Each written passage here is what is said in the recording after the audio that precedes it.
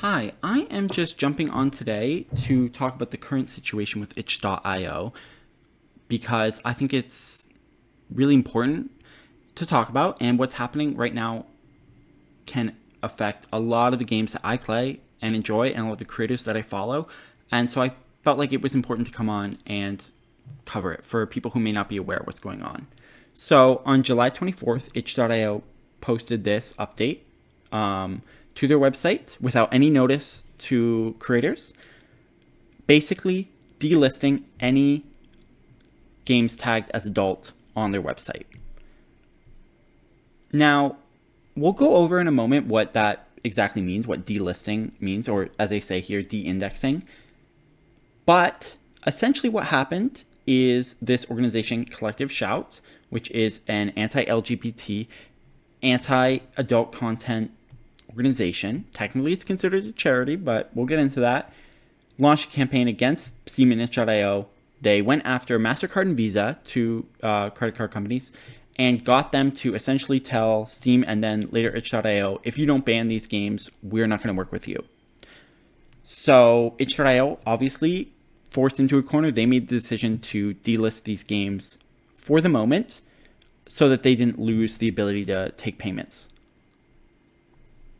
It is very frustrating to see itch.io, which is for a lot of indie creators, like has been such a positive force. For example, they push back against AI content when it was coming out. It's one of the few platforms that isn't just like overrun with AI slop. There's a ton of like really quality games by indie creators on the website. It has been one of the last bastions, I would say, of like quality indie content.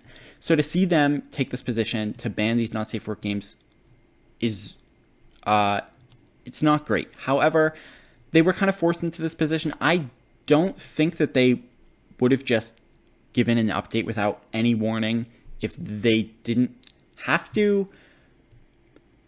It is very frustrating because they could have come to creators and said, hey, we're updating our policy on not safe for work content. Here's our guidelines. This is what you need to do to be in compliance. They didn't do that. Creatives literally woke up to see their whole livelihoods like at risk, which is not great. Not great for your brand, not great for the existence of itch.io. And this is exactly the same thing that happened with Tumblr back in the day. So Tumblr banned porn back in the day. They banned not safe for work content, and it led to so many people quitting the website. Not just people who made not safe for work content, but queer and LGBT artists as well. I was on Tumblr when it happened, and so many of the queer comic artists that I follow left the platform because even though they didn't make not safe for work content, their content was still getting flagged as not safe for work. And the reason it happened is because credit card companies, as well as app stores like Apple App Store, said that they would not allow Tumblr to, let's say, take payments or be on their website, be on the App Store, if they didn't ban this content. And so they did it, and Tumblr's never been the same since. It's like still a decent social media site, but it lost so many people during that purge. So many people left and never came back. So there's a real word that that's what's going to happen to itch.io. Even if this whole situation resolves, all the games get reinstated, I think this has broken the trust of a lot of people towards itch.io. So I will link these posts and everything I talk about in the description. I'm not going to go over and read this statement verbatim, but yes, essentially they say that they're doing an audit of all these games. They delisted them. They're going to review them, and then they will hopefully reinstate those. However, people don't know what metric they're going by. They say they're going to introduce new compliance measures and have new policies. They haven't said what those are. So creators are scrambling. Basically, do I change my game in hopes that it'll pass whatever mythical standard they put out? Do I just wait and see? Which is not a good position for a creator to be in, especially when their livelihood might be tied to these games. So we're going to talk about what de-indexing means. As you see, I've searched for Remember the Flowers. It's not here. You can't find it by searching for the games. And Remember the Flowers is not like a sexually explicit game. It also got banned. Let's search for Temptations ballot. Not here. Normally it would show up. I have the option. I've like opted in to seeing not safe for content in my settings before this happened. Not here. You can't find it. Let's just say I want to find Shirokoi, his creator, the creator of that game. Nope. Can't find it. Can't find him. Can't find repeat. Nope. Can't find it. And as you can see, it's not like it's buried down in here. The only games that are showing up have like 1 review, 2 reviews. Repeat, if it was still in the store, would be right at the top. And this also affects games like Adastra. You can see all these fan games for Adastra, but not the actual game. Let's look at the Echo project in general. You can see fan games, fan translations. The only actual Echo project game that's available is a Roll to Play, which is their safe for work game. Now here's the thing. With like Shirokoi, those other creators, if they don't have any safe for work games, you can't find them anywhere. I can't search and get to Shirokoi's page because he doesn't show up at all. Echo Project, because they have a safe for work game, I can click on their page and then here's all their games. I can still go to any of these games. I can download them. I can do all that. But that's only because they have a safe for work game that I can do that with. Other games don't have that. Liar? Not here. Like, there's so many games. Violet Memoir? Not here. I could just keep going all day. Let's see. Burrows? Not here. Again, you see fan games coming up, but not the actual game. And again, I can keep going through like every visual novel out there. There's very few that are still on the website. Basically, the only ones that are still here are ones that were very explicitly safe for work, which I'm glad they still are out there. But these not safe for work games, they still exist on the website. You can't search for them. Now, you can find them if you get the link to the page directly on itch.io. If you're following these creators on social media and let's say they link to their page, you can still go there. You can still download it for most games. There are some adult games that have been completely removed. You can't download them anymore. That's only a few games with like extreme adult content. The majority of furry games right now, you can still download. That might not be the case in the future. Who knows what guidelines they come up with. These games might be fully banned off the site. For now, you can still see them.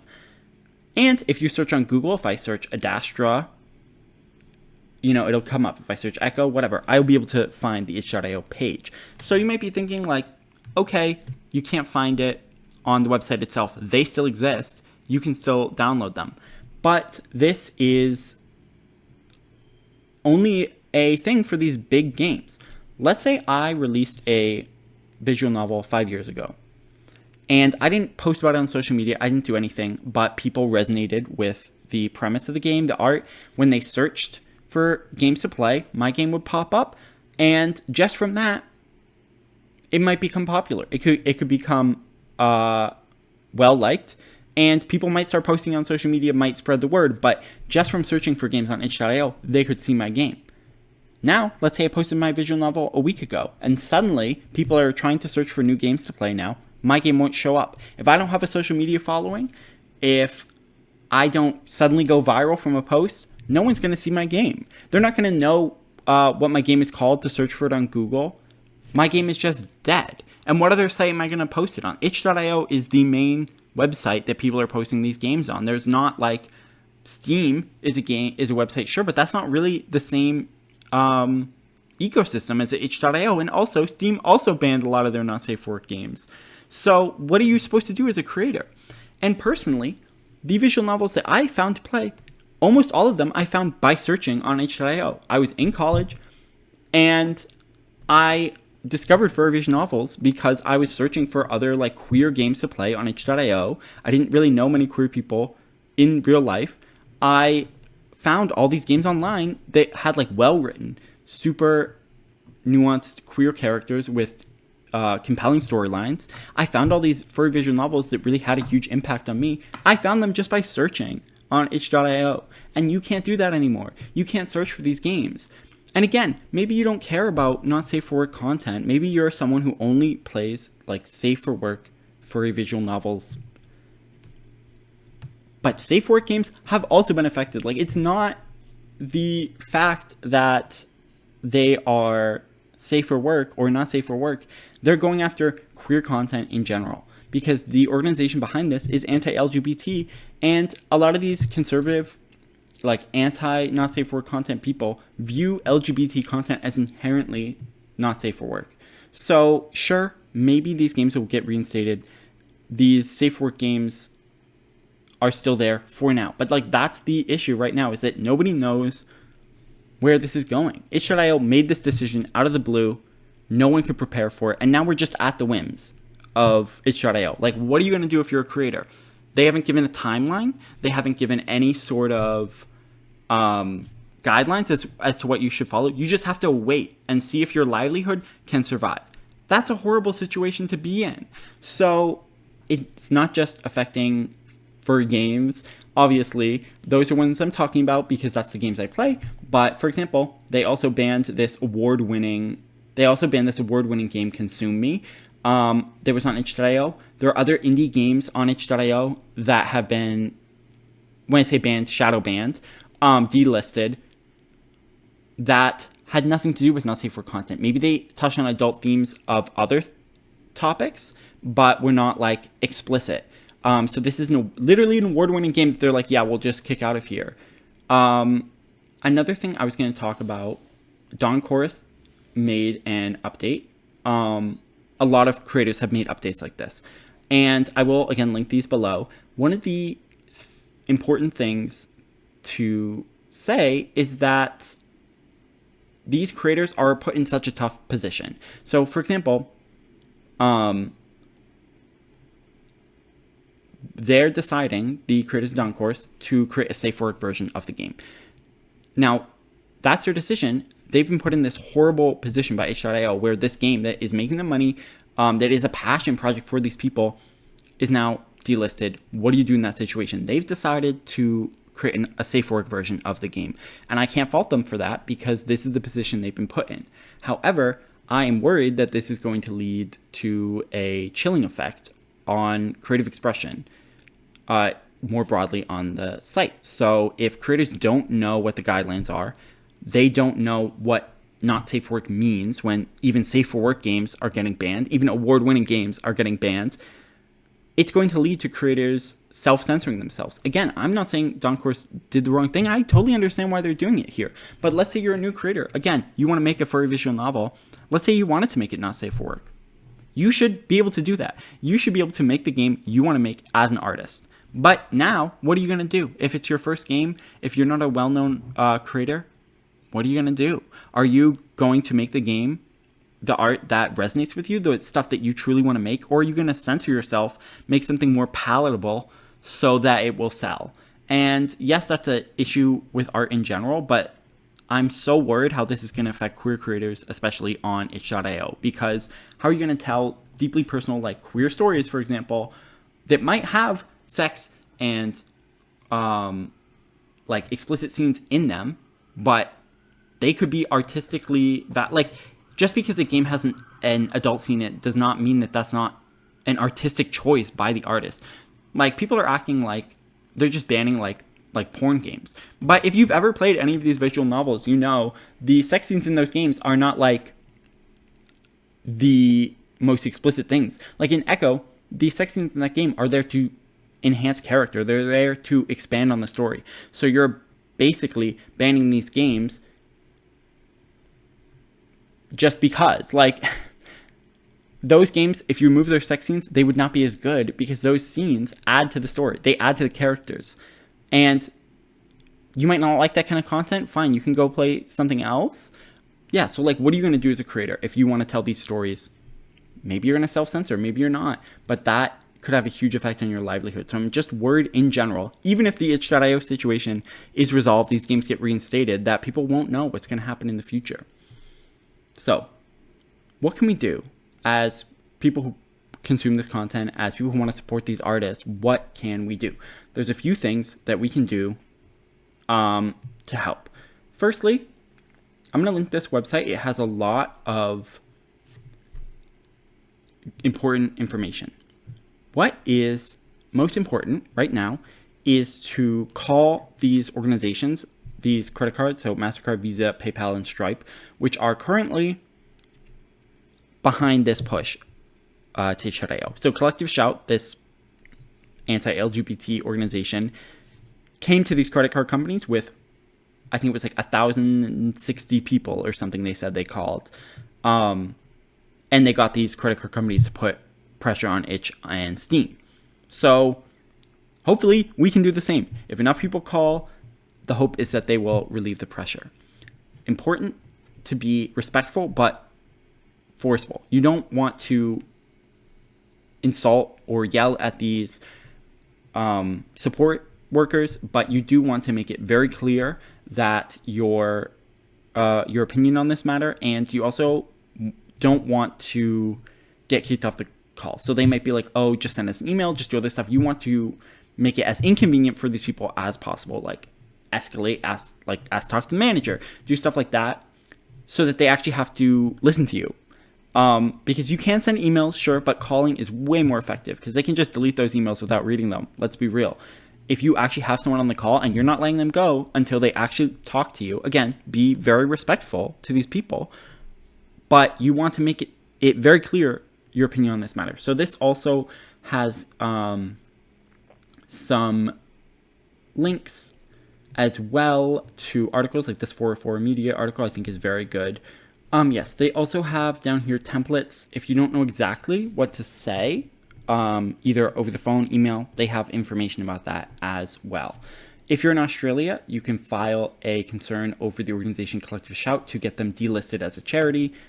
There's also this ACLU petition and this change.org petition. I know that petitions don't seem that effective. The ACLU, however, is an actual organization that fights for they're the American Civil Liberties Union. They have won Supreme Court cases. They are an organization that actually fights for the rights of people.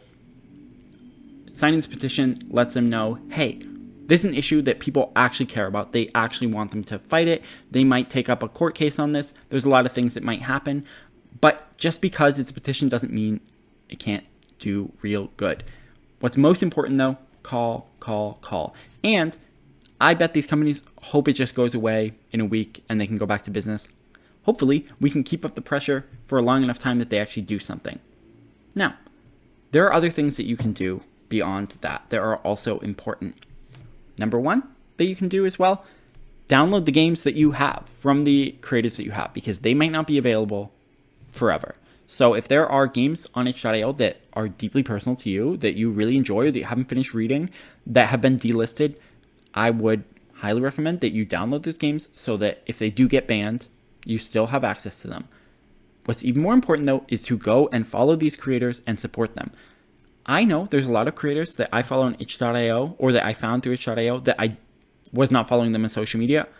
I've made an effort to go find out those creators and follow them so that if their games get delisted, if they get taken down, I can hear about it from them instead of suddenly being like, oh, why is this game no longer on itch? Oh, well, I want to be able to find these games if they post them somewhere else, something like that. Also, just as important, now is the time to actually support these creators. These creators are seeing their livelihoods potentially destroyed, right? If someone is making a lot of their money through the art that they create on itch.io, and then that gets banned, and that source of income gets taken away, that can cause, obviously, real issues for these creators. So if you've never supported a creator financially, or if you have considered it or done it in the past, if you are able to, I would highly recommend going and supporting these creators, preferably through a different platform than itch.io. A lot of creators have Ko-Fi or Patreon. There's a lot of other ways that you can support creators. And again, this is only if you can afford to do it. But if you can, I would highly recommend. These creators need our support now the most. Like, again, they don't know what's going to happen to their livelihoods. I think it would be great to show these creators like, hey, we care about your work. We want to support you. Even if your game is banned, we want to be there for you and make sure that they don't lose the income that they get from itch.io. So I think that that is important. I think those are the top things that you can do. Call these companies to get them to take the pressure off itch.io. Reach out to, like, over email, over phone, sign those petitions, and then go and physically support these creators who you like, whether downloading their games, following them on social media, or financially supporting them. I think that that is incredibly important. Now, we don't know what's going to happen in the future with this situation. It's developing right now. By the time I post this video, things might have changed. If anything major changes, I'll try to make a follow-up video, but I just thought it was important to get this out right now and talk about it because it's an issue affecting all these games that I love, and I think a lot of people in this community also deeply care about these games and want to support them and maybe don't really know what's going on right now. So I will, again, link a lot of these links in the description on stuff you can do to help. But it's just a really scary situation out there, and I just want to make sure that these creators get through it and that their art doesn't get destroyed. And maybe in a month, it all gets reversed, everything is good, but I still think it's incredibly important to fight for these creators now because we don't know what's going to happen in the future. Anyway, thank you for stopping by. Hopefully this situation gets resolved.